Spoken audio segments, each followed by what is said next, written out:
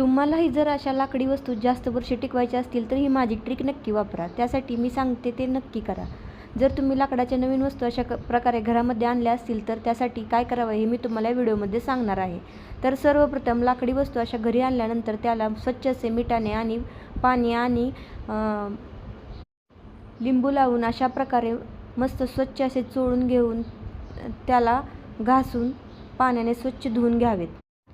त्यामुळे ज्या लाकडी वस्तू आहेत त्या जास्त काळ आणि जास्त वर्ष टिकून राहतात. त्यानंतर ते स्वच्छ पुसून घेऊन हे बेलणं आणि आपलं उलटणं मस्त अशा प्रकारे त्याला थोडेसे तेल लावून ते घासून घेऊन मी असे दाखवत आहे त्याप्रमाणे कृती करून घ्यावे. नंतर हे स्वच्छ पुसून घेऊन गॅसवर मस्त अशा प्रकारे गरम करून घ्यावे. त्यामुळे अशा लाकडी वस्तू जास्त काळ वर्ष टिकून राहतात.